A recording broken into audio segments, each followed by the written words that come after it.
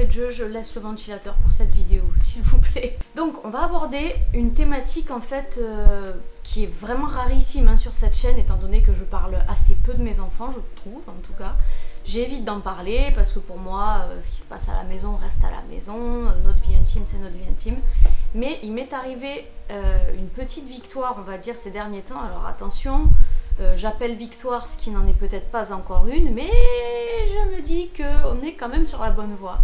Et en cette presque veille de rentrée, hein, voilà, on a déjà bien entamé le mois d'août, et je me dis qu'il existe peut-être encore des parents qui sont dans le jus, confrontés à la situation à laquelle j'étais moi-même encore confrontée il y a de ça 2 semaines, et peut-être que ces mots vont leur faire du bien, et peut-être même que cette vidéo tout court en fait va, on ne sait jamais, régler leurs problèmes. Il y a quelques jours de ça, je publiais sur internet une photo de mon fils en disant qu'il était sous addiction, qu'il avait une addiction dont je m'étais débarrassée avec lui main dans la main. J'ai pas nommé cette addiction parce que je voulais vraiment vous garder le suspense pour la vidéo, mais l'addiction en question c'était le jeu vidéo Fortnite. Je crois que c'est allé dans les oreilles à tout le monde. Fortnite c'est un jeu dont j'entends parler de partout depuis plus de 2 ans maintenant. Même sur YouTube, sans être intéressée par le sujet, j'entendais dire que c'était un mot de référencement ultime il y a 2 ans en arrière et que beaucoup de personnes faisaient des vidéos voilà, juste pour avoir de la vue en utilisant le mot Fortnite. Mais moi, je vais pas leur faire de la pub à Fortnite. Au contraire, je me range derrière les parents et autres que les parents d'ailleurs qui ont une forte dépendance à ce jeu vidéo. Je me range derrière vous les amis parce que vraiment ce jeu il a fait une catastrophe dans ma vie familiale. J'en ai pas parlé parce que ça me regarde et parce que j'ai horreur si vous voulez quand il y a un problème. En fait c'est normal d'avoir des problèmes dans sa famille, avec ses enfants, dans son éducation, dans son couple même. C'est parfaitement normal. Et si jamais tu vas évoquer en fait un quelconque problème que tu as actuellement, ça va devenir le problème à tout le monde et on va en profiter pour dire mais pourquoi tu ferais pas ci, mais pourquoi tu ferais pas ça. C'est hyper infantilisant en fait, c'est comme si tu n'avais pas pensé aux basiques et aux élémentaires. Et moi ça, s'il y a bien un truc qui m'énerve, même si j'en veux à personne quand ça arrive, c'est quand on me dit quelque chose que je sais déjà, parce que je suis autonome, je suis débrouillarde et j'aime trouver mes solutions par moi-même. Alors moi Fortnite, ça a commencé à intégrer notre foyer, on va dire, en 2019. 2019, je m'en rappellerai toute ma vie, c'est l'année où j'ai perdu mon père et mes petites sœurs du coup étaient hyper intéressées par la console Switch, Nintendo Switch. On en entendait parler depuis un paquet de temps aussi. Donc voilà, elle voulait la Switch. Mon père leur avait promis justement de leur offrir, je crois pour anniversaire ou Noël, je ne me rappelle plus. Malheureusement, il nous a quittés en août, donc ça n'a pas pu se faire. Moi, j'ai gardé l'information en tête et je me suis dit, je vais leur offrir cette Switch. Il a dit qu'il leur offrirait, elles étaient destinées à l'avoir, elles l'auront. Donc je leur ai préparé, commandé sur internet pour Noël. Et mon fils du coup était aussi intéressé, mon chéri était aussi intéressé par la Switch. Donc j'ai pris 2 Switch, une pour les jumelles, mes sœurs, et une pour mon fils. Alors comment est-ce que Fortnite ensuite s'est installé précisément dans le foyer? Parce que la première chose, c'était pas vraiment Fortnite qui s'est installé dans le foyer. On va dire que c'est l'outil qui a attiré ensuite Fortnite. Donc comme je vous ai expliqué, Fortnite, tout le monde en parlait, dans les cours d'école, bouche à oreille, publicité, placardé, télé, où vous voulez. Il y avait un gros forcing marketing pour faire céder les gosses. Donc ça a fonctionné sur ceux de notre famille. Mes petites sœurs d'abord ont été intéressées par Fortnite. Pas d'elle-même, il me semble que c'est un petit copain à l'une de mes sœurs justement qui leur a parlé de Fortnite, qui leur a donné envie d'y jouer, elles y ont joué et après c'est l'effet boule de neige quoi, c'est-à-dire que lui a contaminé mes sœurs ont contaminé mon fils et voilà, tout ça a commencé comme ça. Donc déjà il faut savoir une chose avec Fortnite, c'est que c'est un jeu vidéo qui, d'apparence en tout cas, n'est pas fait pour inquiéter les parents. Voilà, moi j'avais aucune suspicion par rapport à ce jeu vidéo. Pour moi c'était juste un jeu vidéo tel que Rayman à mon époque ou Crash Bandicoot. Voilà, un jeu d'aventure, Pandemonium aussi, ça c'est toute mon époque. Et je voyais le jeu hyper ludique, hyper coloré, les personnages super rigolos, fun, décalés. Donc à aucun moment je me suis posé la question de « Ah, fais attention, inquiète-toi ». Non, moi, en général je m'inquiète s'il y a beaucoup de réalisme, de scènes comme ça avec du sang, des choses graphiques visuellement ou des armes un peu trop réelles également. Voilà, qui tirent pas des fleurs ou des bubblegum. Là, ok, je m'inquiète, mais là, en apparence, en tout cas, je veux dire, je vois des couleurs, je vois que c'est rigolo, que c'est fun, que tout le monde en parle, c'est vraiment un truc pour les enfants, même s'il n'y a pas que les enfants qui jouent à Fortnite. Voilà. D'un autre côté aussi, je ne veux pas parler généralement pour mon couple, mais moi, en tout cas moi, c'était un jeu qui me rendait un peu contente malgré tout, parce que je trouvais que mon fils qui avait un peu de timidité, beaucoup de timidité même, ça lui permettait de s'affirmer et de s'intégrer surtout au sein d'un groupe avec d'autres enfants. Ça lui faisait développer en fait des relations, du moins c'est ce que je pensais, que ça lui faisait vraiment développer des relations sociales. C'était rigolo, il y avait ce petit rituel aussi parce que il rentrait de l'école, bon il faisait ses devoirs, évidemment il n'a jamais sauté les devoirs pour la console, ça je le précise quand même. Mais voilà, il avait toujours son petit moment, ou même le mercredi ou le week-end, il avait toujours son moment de jeu. Et à chaque fois, voilà, ça me mettait plutôt contente, dans le sens où il disait « Oh, il y a Jessie et Johanna de connecter, donc mes petites sœurs ». Donc j'étais contente de me dire ils sont pas sous le même toit, on a quand même, nous, je crois 30 km qui nous séparent. Ils jouent quand même ensemble, ils sont quand même là ensemble à se parler, il y a une interaction. Enfin, il y avait quelque chose, en tout cas, qui se dégageait d'assez positif dans ma tête innocente de maman qui vit encore dans un monde révolu depuis longtemps. Donc j'étais contente, et puis même il me disait « Oh il y a un tel de ma classe qui joue ». Et c'était cool parce que comme je vous disais, il avait un problème de timidité mon fils. Donc forcément après dans le jeu, ça se décoince, et après à l'école, ils avaient ce sujet de conversation. Enfin, de prime abord, pour moi, c'était pas une si mauvaise chose que ça. D'autant que mon fils, ça j'ai jamais dû trop l'évoquer ici, plutôt sur Instagram peut-être, mais c'est un enfant, si vous voulez, il a des centres d'intérêt on va dire, mais il sait pas faire tout seul, absolument pas tout seul. Et il y a des moments où toi t'es pas disponible, et quand tu lui dis non, tu dois te débrouiller, jouer tout seul, il y arrive clairement pas. Donc il se tortille dans tous les sens, et il m'appelle, et il cherche à faire des problèmes du coup, et ça crée des conflits. Donc là, le fait qu'il ait trouvé une occupation, même si c'était un jeu vidéo, enfin je veux dire, tous les jeux vidéo sont pas achetés à la poubelle. Et moi je pensais que Fortnite faisait partie de ces jeux vidéo qui n'étaient pas à jeter à la poubelle. Et j'étais même plutôt contente que voilà, il arrive en fait à s'occuper, entre guillemets, seul. Et ça nous a vachement dégagé du temps aussi. Moi je joue pas la carte de l'hypocrisie, je veux le jouer franc jeu. Moi je fais partie de ces parents qui, oui, de temps en temps, ont besoin d'avoir ce moment où les enfants me lâchent, parce que je leur donne énormément de temps et d'attention, et que je fais preuve d'une extrême patience avec eux, même quand ils me tapent sur le système. Donc je me dévoue à eux. Franchement, des fois même, je me dis, je me sacrifie la santé mentale, tellement que je veux toujours essayer de favoriser la communication, et patati patata, être bienveillante au max. Donc ça me consume un peu déjà. Et de temps en temps, il faut que je travaille. C'est ça le malheur, c'est qu'en travaillant à la maison, t'es forcé de travailler. Et l'enfant ne comprend pas toujours que physiquement tu es là, mais ça ne veut pas dire que tu es disponible pour autant. Donc oui, c'est vrai que moi, les téléphones pour les enfants quand on est au restaurant, pour les occuper entre deux plats, ou pour n'importe quel genre de situation, un trajet un peu loin en voiture, ou bref, quoi que ce soit quand il y a du travail, je fais partie de ces mères, de ces parents qui donnent un écran.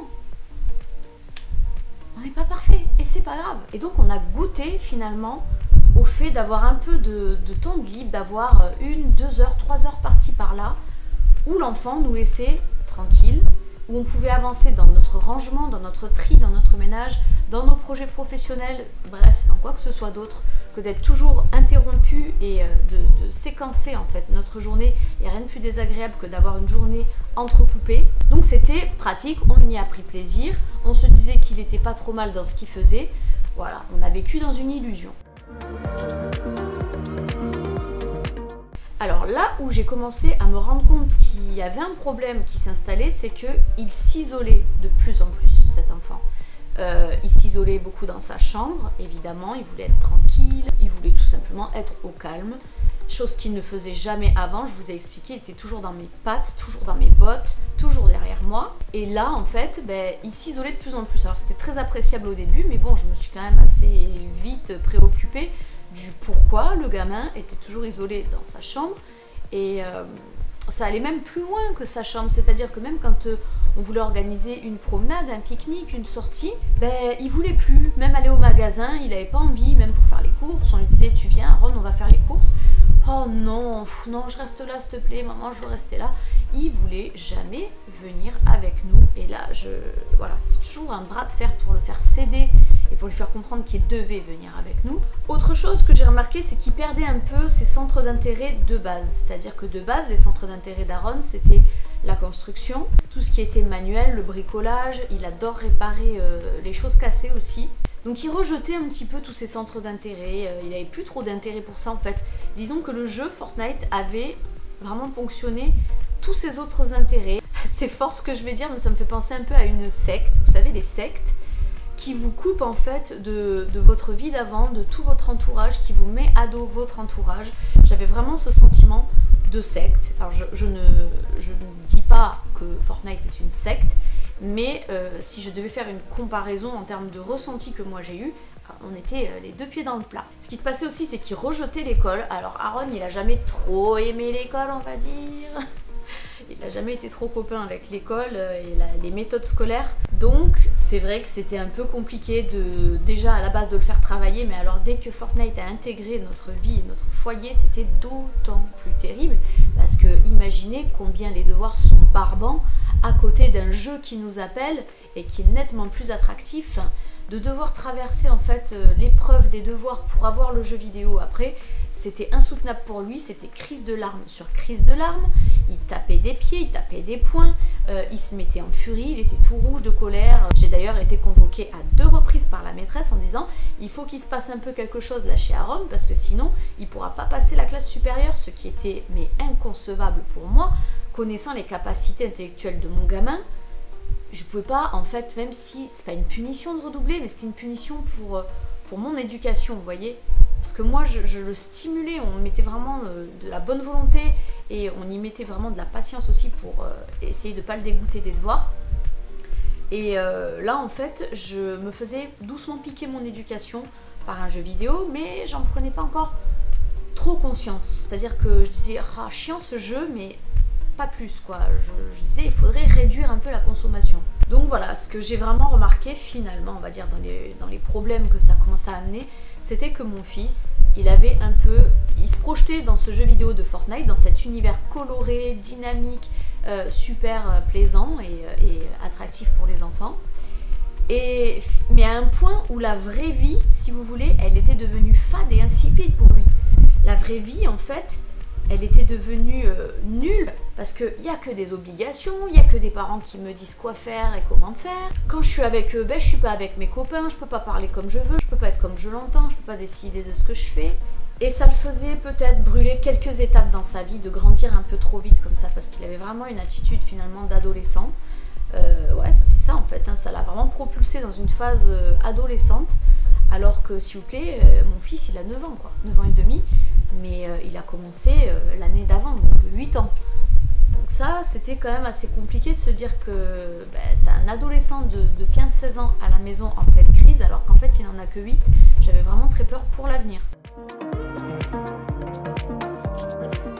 Donc ça, c'était déjà l'exposition en gros des problèmes, mais c'est allé encore plus loin que ça. C'est-à-dire que Aaron, il a commencé à me racketter, voilà, à moi, mais aussi à son père. Il a racketté aussi son tonton, sa mémé, enfin, il rackettait nos proches. Pas avec de l'argent directement, mais par le biais de V-Bucks. Donc si vous ne connaissez pas Fortnite, en fait, dans le jeu vidéo, il existe un principe, une option, quoi, qui sont les V-Bucks. Et les V-Bucks, en fait, c'est ni plus ni moins que des vêtements, des accessoires que tu achètes comme tu pourrais acheter dans la vraie vie. Tu pourrais t'acheter un t-shirt ou quoi que ce soit, mais plutôt que ce soit toi qui en profites dans la vraie vie, ben, tu t'en sers en fait pour acheter ça et décorer ton personnage. Et plus ton personnage il a une tenue qui coûte cher ou des accessoires, des danses qui coûtent cher, plus t'es stylé, un peu comme dans la vraie vie ou quand tu portes des marques en fait. Si tu t'habilles en Shein ou en Balenciaga, tu vois, ça fait la différence.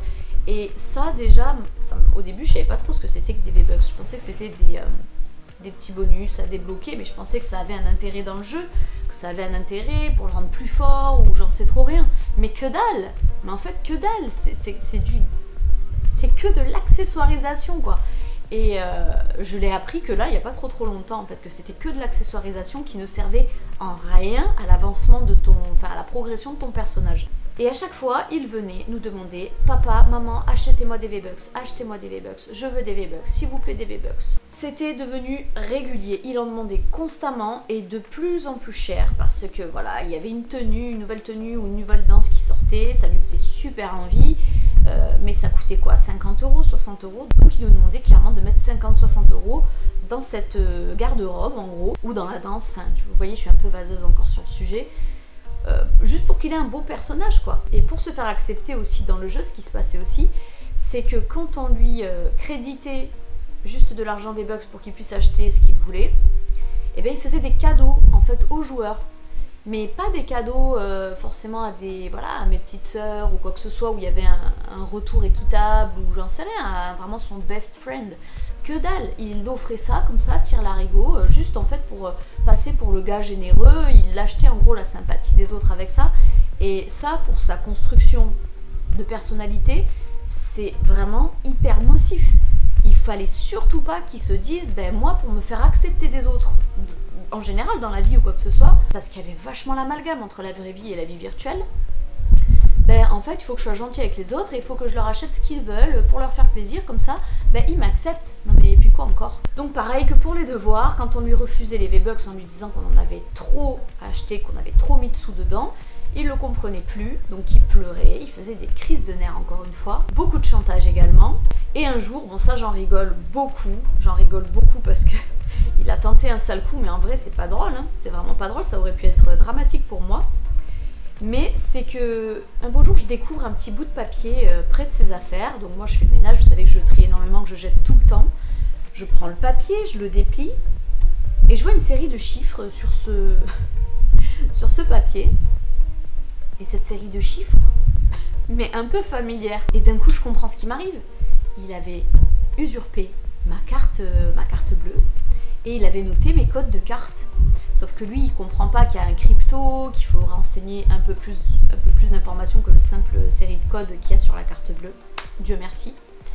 Et j'ai fait, mais Harold, c'est mes codes de carte. Et là, il a souri, il a fait « Mais maman, mais oui, mais fou, pourquoi t'as trouvé ça ?» J'en rigole, je vous le dis, je préfère en rigoler parce que dans le mood du moment, en tout cas, voilà, c'était plus mignon que... Enfin, je sais qu'il n'y avait pas une très méchante intention derrière, mais voilà, je connais mon fils, je connais nos délires, je connais nos permissions. Je sais ce qu'on se permet entre nous, ça je le permets pas, mais... J'ai vu dans son intention que c'était pas une intention de me voler avec le cœur noir derrière et tout le vice qui va avec. Bon, c'était un peu vicieux quand même, mais voilà, je lui ai bien expliqué que la carte, il ne doit surtout jamais s'amuser à faire une chose pareille, vraiment. Et ça, en fait, ça a été l'un des signaux d'alerte pour moi, de me dire, là, les choses commencent quand même à mal tourner, j'ai pas élevé mon fils comme ça. On n'est pas comme ça dans la famille, on n'est pas des filous. Au contraire, on fait plutôt partie de ceux qui donnent plutôt que ceux qui volent. Donc je comprenais pas pourquoi est-ce que mon fils commençait à trop virer comme ça. C'est pas tout. Donc ce qui s'est passé aussi par la suite, c'est que moi je pensais qu'en fait il pouvait genre choisir avec qui il jouait, c'était vraiment que c'était sous contrôle en fait, que c'était que des personnes qui connaissaient en gros, parce que j'entendais toujours parler soit des copains de l'école, soit mes petites sœurs. Donc je sais pas, je pensais que c'était vraiment un groupe qui s'était constitué entre eux et voilà. Sauf que non, j'ai appris qu'en fait il parlait aussi avec des inconnus. Donc ça m'a fait beaucoup moins rigoler aussi, surtout quand j'ai appris ce que ces inconnus balançaient en fait verbalement devant des enfants de 8 ans, 9 ans. Donc après, j'ai pas trop à blâmer entre guillemets, je leur en veux énormément d'être cons comme ça, ces gens-là. Mais j'ai pas trop à blâmer parce que bon, c'est ma faute avant toute chose, j'avais qu'à mieux surveiller, j'avais qu'à mieux comprendre le jeu, je ne l'ai pas fait. Donc voilà, il y avait énormément de propos injurieux, agressifs et rabaissants vis-à-vis de mon fils, chose qu'il ne me disait pas parce qu'il en était vraiment pas fier. Et moi je suis désolée, encore une fois, il est dans une phase de construction de sa personnalité et je ne veux pas qu'il se construise sur une base en fait d'injures, de rabaissement, sur son physique ou que sais-je encore. Il y a également eu des propos sexuels qui étaient tenus. Donc mon fils est plusieurs fois venu me demander ce que voulait dire ceci ou ce que voulait dire cela. Moi je lui demandais déjà où est-ce qu'il avait entendu ça et il me disait oh bah dis-moi j'ai entendu comme ça. C'est que plus tard qu'il m'a avoué que c'était sur le jeu vidéo qu'il entendait dire ces trucs là. Donc je lui ai quand même expliqué ce que ça voulait dire pour qu'on soit clair sur la question. Puis une autre fois il vient me voir et il me dit oui alors j'ai dit alors ça j'en ai un peu voulu d'avoir fait ça mais bon comment voulez-vous qu'il le sache. C'est qu'il se vantait de dire que sa maman en fait elle était youtubeuse sur internet et compagnie. Et il donnait mon nom de chaîne, il donnait le nom de mes réseaux sociaux et compagnie à ces inconnus du coup. Et un jour il y a quelqu'un qui lui a dit ta mère elle est bonne, je la et ben ça lui a fait énormément de peine qu'on lui dise ça, ce que je peux complètement comprendre. Donc il est venu me le dire, il était mal, les larmes aux yeux.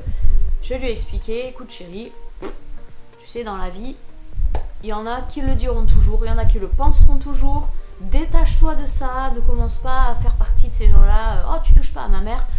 Laisse glisser, ça ne changera pas le quotidien. Et c'est pas parce qu'il le dit que ça va se produire surtout. Donc il a fallu aussi le rassurer un peu sur ce genre de propos. Mais encore une fois, je me disais, mais merde quoi. Lui, c'est pourquoi il serait puni? Il aime jouer, c'est son plaisir aussi. Il est là pour jouer en fait. Et pourquoi est-ce que ce serait à lui d'être privé de jouer à cause de ces guignols en fait? Alors je sais qu'on peut bloquer, et il a bloqué certaines personnes. Mais c'est un cercle sans fin, c'est comme les réseaux sociaux en fait. C'est un réseau social avant toute chose déguisé en jeu. Donc ça me plaisait vraiment de moins en moins. Donc après avoir été confrontée pendant des mois en fait à ce genre de situation, j'aurais pu en fait réagir bien plus tôt. Mais pourquoi est-ce que j'ai pas eu le déclic bien avant en fait, alors que ça faisait quand même des mois, je crois que ça a duré même sur toute une année. Pourquoi est-ce qu'il n'y a pas eu de déclic auparavant? Parce que, comme je le disais là quelques secondes plus tôt, en fait je trouvais ça injuste de couper mon fils à un truc qui était en vogue et je continuais d'y croire, je continuais de me dire mais ouais mais bon ça lui permet quand même d'être moins timide, ça lui permet de s'intégrer malgré tout. Certes il s'affirme un peu plus envers nous mais je le vivais en fait grosso modo comme si tous les enfants, sans parler d'âge, comme si tous les enfants avaient un téléphone portable et que moi, toute seule, avec mes principes, je disais eh ben toi tu seras tout seul à pas avoir le téléphone par rapport aux autres. À un moment donné, il faut savoir vivre avec son temps et on s'adapte. À la fin du mois de juillet, là c'était la fois de trop parce que je me suis dit il est hors de question qu'on se fasse pourrir les vacances. Donc il est parti en crise de nerfs comme d'habitude. Je l'ai envoyé dans sa chambre le temps qu'il se calme, qu'il ait les idées claires. Dès que j'ai entendu que ça ne criait plus en haut, qu'il s'était un peu apaisé, je suis rentrée, je lui ai dit « ça va mieux ?» Il me dit « pas encore », malgré qu'il était calme. J'ai dit « quand ça ira mieux, rejoins-moi dans ma chambre s'il te plaît ». Donc c'est ce qu'il a fait très peu de temps après. Il est venu me rejoindre dans ma chambre. Et écoutez, je sais pas comment l'inspiration m'est venue, mais ça a vraiment été une conversation divine, formidable.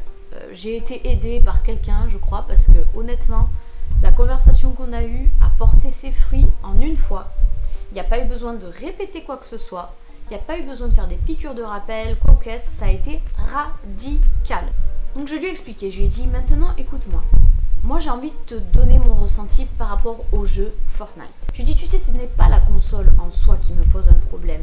Parce que dans la console, tu peux mettre des jeux super sympas comme le Dr Kawashima par exemple, où tu fais travailler un petit peu ta matière cérébrale. Ça c'est super cool. Il peut y avoir aussi des jeux éducatifs. Bon, sans parler de jeux éducatifs, on va parler que de Mario par exemple. Mario c'est un jeu super sympa quoi en soi. Donc c'est pas la console le problème. Le problème, je lui ai expliqué, c'est ton jeu vidéo Fortnite. Je dis parce que ton jeu vidéo, je vais te dire une chose, il a été créé par un type hyper malin. Vu qu'il est hyper renseigné sur Fortnite, je lui ai dit, est-ce que tu sais qui est le créateur de Fortnite? Il me dit oui, mais il connaît pas le nom. Donc, allez, hop, téléphone, bam, créateur de Fortnite. Cette tête-là qui ressort, je lui dis, voilà, tu le vois le monsieur, c'est lui qui a créé Fortnite. Je lui dis, est-ce que tu sais, Aaron, pour quelle raison est-ce qu'on crée un jeu? Il me dit, pour gagner de l'argent. Je dis, oui, voilà, pour le vendre. J'ai dit, mais tu sais, Aaron, faire un jeu vidéo, tu fais un jeu vidéo, tu le vends, les gens l'achètent, mais après, voilà, il n'y a plus le pic d'achat. Donc, si tu veux continuer à gagner de l'argent, il faut faire quoi?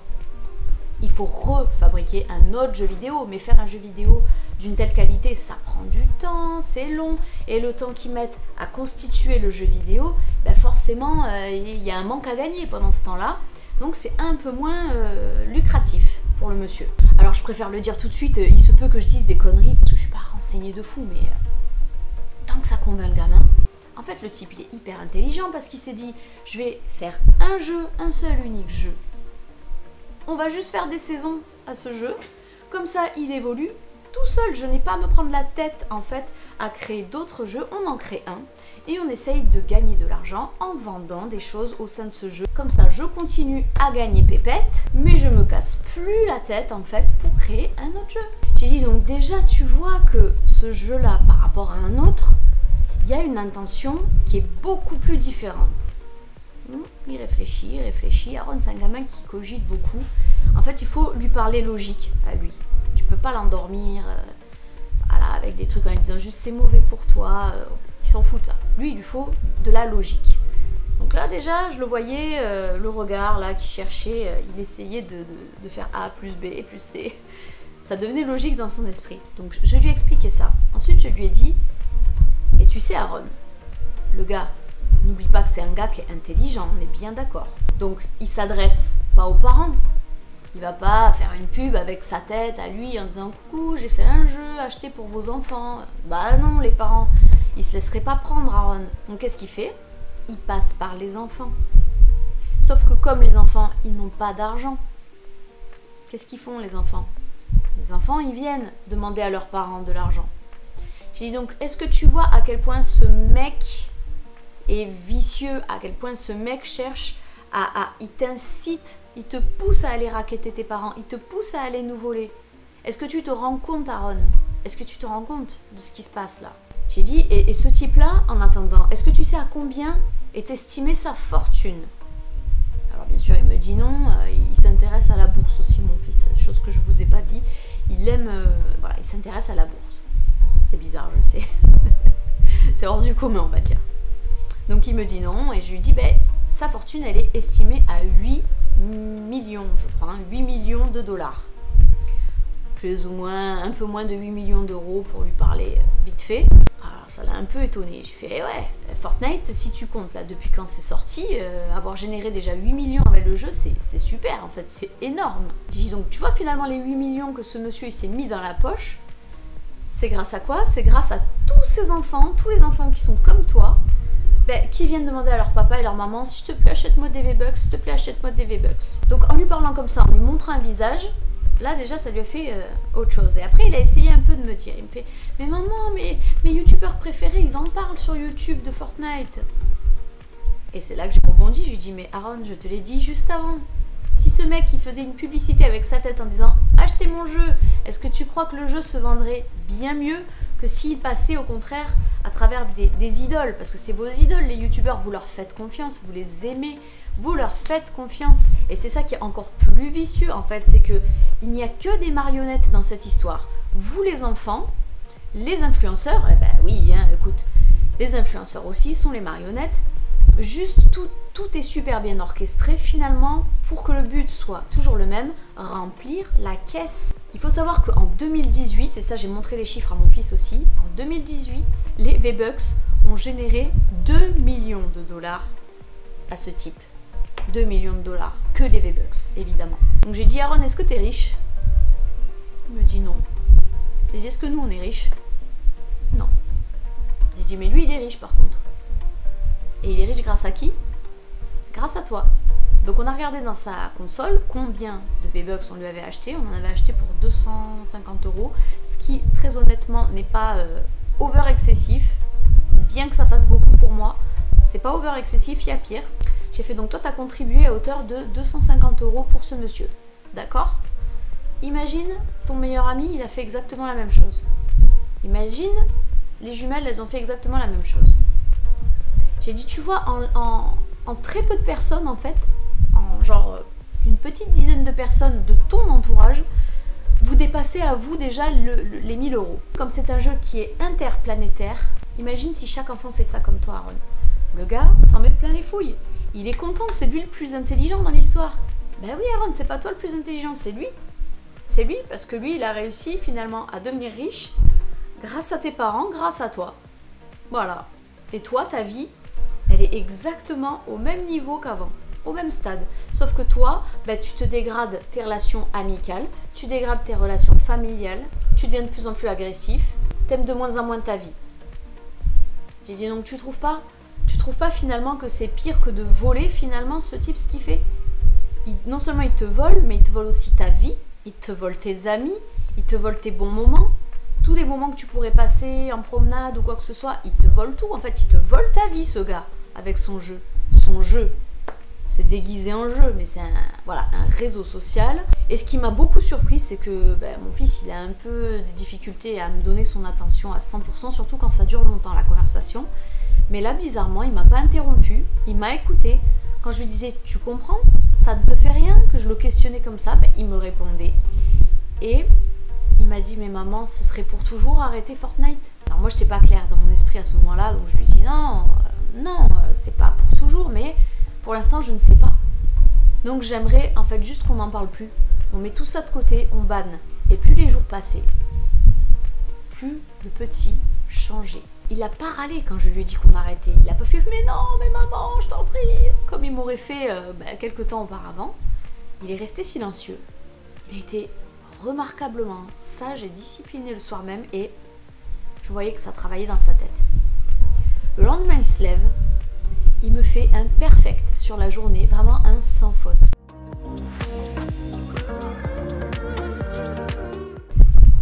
Et donc, les jours ont passé, et j'ai pu analyser en fait les effets du sevrage. Et donc, au fur et à mesure des jours qui passent, mon fils a eu... alors ça, c'est le plus drôle, je sais pas si... Espérons que ça dure, parce que voilà, il faut pas crier victoire, évidemment. Mais il a comme eu un rejet de ce jeu total. Pourquoi? Parce qu'on avait déjà commencé avant d'avoir cette conversation à commander le cartable pour la rentrée, vu que le sien était cassé. Et on lui a pris un Fortnite, évidemment. C'était forcé que ce soit du Fortnite. Quand le cartable est arrivé, il a regardé, il a dit « j'en veux plus ». Je fais « ah non, tu me fais pas ce coup-là, s'il te plaît, on vient de le commander, tu le gardes ». « Je ne veux plus de Fortnite », il me dit « c'est fini maman, c'est fini, je ne veux plus faire gagner de l'argent à ce mec, je ne veux plus d'objets Fortnite ». Je fais « ok, c'est ta décision ». Donc le sac aussitôt reçu, déballé pour le regarder, aussitôt mis en vente sur Vinted, aussitôt vendu. Donc ça déjà c'était hyper étonnant. Ensuite il y avait ce fameux événement qui tentait un peu de me demander à participer. J'avais dit ok, c'est 10 minutes, c'est ça l'événement, 10-15 minutes, j'ai fait tu le regardes, mais après ça, tu dis au revoir à Fortnite pour toujours. Ok maman, ok maman. Ben figurez-vous qu'il a même pas assisté à l'événement. Parce qu'on passait un moment en famille, parce qu'on était sortis, il en a oublié son événement. Il s'en est rendu compte. Mais il a dit que c'était pas grave. L'autre chose qui a changé, c'est qu'il est impliqué maintenant dans la famille. Il joue avec sa petite sœur. Avant, c'était que des cris « laisse-moi, arrête, mais ne rentre pas dans ma chambre » et blablabla. Et ça criait, ils se supportaient pas les deux. Je dis pas qu'ils se supportent... si, ils se supportent mieux. Parce que maintenant, ça crie, mais c'est des éclats de rire. Parce qu'ils jouent ensemble, il est patient avec sa sœur. Bon, après, ils se chamaillent toujours, hein. Ça reste des frères et sœurs, des enfants. Ce qu'il y a aussi, c'est qu'il est devenu souriant. Il a des démonstrations affectives. Ça, je n'en avais plus du tout non plus. Il était devenu vraiment froid et distant avec nous.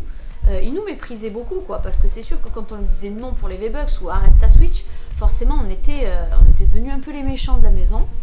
Là, maintenant, j'ai retrouvé ce petit garçon qui fait des bisous, qui se réveille le matin, qui vient dans ma chambre pendant que je dors encore et qui me fait un bisou sur la tête en me disant « je t'aime maman, je descends ». Voilà, j'ai retrouvé ce petit garçon super mignon qui range ses affaires, qui ne discute pas quand on lui dit de faire quelque chose, qui le fait, qui aide. La vie a complètement pris un tournant par ici, ça a complètement changé. Il ne me réclame même plus la Switch, même si ce n'est que pour jouer à autre chose, il réclame même plus. Donc je suis hyper fière de lui. Et chose très importante que j'ai oublié de dire, c'est qu'Aaron qui rejetait beaucoup l'école. Figurez-vous que là, depuis qu'on a annulé la Switch, je sais plus ce qu'on s'était dit en fait dans la conversation, mais on avait parlé aussi de son avenir. Et du coup, écoutez, il s'est mis à lire. Il fait ses cahiers de vacances appliqués nickel et il ne rouspète pas. Il est là. Le grand garçon. Alors, j'avais envie, je lui ai posé la question, je lui ai dit, est-ce que tu as envie de venir un petit peu pour leur parler, toi, de ta bouche, parce que moi, je peux dire ce que je veux, hein, après tout. Mais j'ai préparé des questions. Je vais te faire une interview, alors. Mais non. Comment est-ce que tu te sentais quand tu jouais à Fortnite? C'est que j'ai pas réussi à vraiment arrêter, donc j'ai eu une sensation bizarre. Je sais pas. Parce que j'arrivais pas trop à me décrocher, quoi. Et pourquoi tu pouvais pas arrêter quand tu jouais à Fortnite? Parce que c'est bizarre quand même, regarde, quand on commence quelque chose, moi si je commence à faire quelque chose, je peux m'arrêter. Pourquoi est-ce que toi, en jouant à Fortnite, tu pouvais pas t'arrêter? C'est hypnotisant. Ah ouais? Quand tu joues, tu peux pas t'arrêter. Ok. Par exemple, il y a plein d'autres trucs, c'est prendre quelqu'un avec une soucoupe, parcourir des distances à la nage, parcourir des distances en planeur, des distances à pied, il y a plein de trucs. D'accord, et ça te fait gagner des récompenses. Ça te fait gagner de l'XP, avec l'XP tu gagnes des étoiles, et les étoiles ça te permet d'avoir les récompenses. On parle pas la même langue, je crois. Et tu te sens comment du coup depuis d'avoir arrêté? Tu préfères les sensations que tu avais quand tu jouais ou tu préfères les sensations dans ton corps maintenant? Maintenant je préfère, mais quand même avant j'aimais bien aussi parce que je me régalais, il y avait des amis, il y avait des gens de ma famille et tout ça qui jouaient avec moi, ils m'aidaient à faire des choses et tout. Je faisais des maisons, j'ai créé une map zombie il y a pas longtemps et j'ai même pas pu la finir, quoi. Donc en gros ce que tu dis c'est que ça te manque un peu, mais tu préfères quand même maintenant. Par exemple, pardon de t'avoir coupé, mais par exemple, tu vois là, il y a pas longtemps j'ai reçu mon sac Fortnite. Oui. Je l'ai revendu direct. C'est vrai. C'est, je vous l'ai dit. J'ai pas menti. Qu'est-ce que tu as pensé de la conversation qu'on a eue la dernière fois? Ça m'a fait du bien et je pense qu'elle était bien. C'est la vérité. D'accord, Maca, je vais pas te déranger plus, je sens que t'es timide. Merci. Oh bah si tu veux. En tout cas, j'en profite devant tous les spectateurs pour dire une chose. C'est que je suis très impressionnée de ta décision. Très impressionnée par tes efforts. Et j'aimerais beaucoup moi que ça continue comme ça. Ça me ferait super plaisir que ça continue. On se serre les coudes? Oui. C'est pas mieux d'aller bricoler dans le jardin à Patrick, par exemple? Non, j'aime pas. Ah ouais? J'ai les photos dans la brouette avec Poupie, hein? Voilà. Prenez soin de vous, prenez soin de ceux que vous aimez. J'espère que la vidéo vous sera d'une petite utilité. Faites-la tourner au maximum aux personnes qui pourraient être concernées par ça aussi. Et pour nous, on se dit à bientôt dans une prochaine vidéo. Bye bye.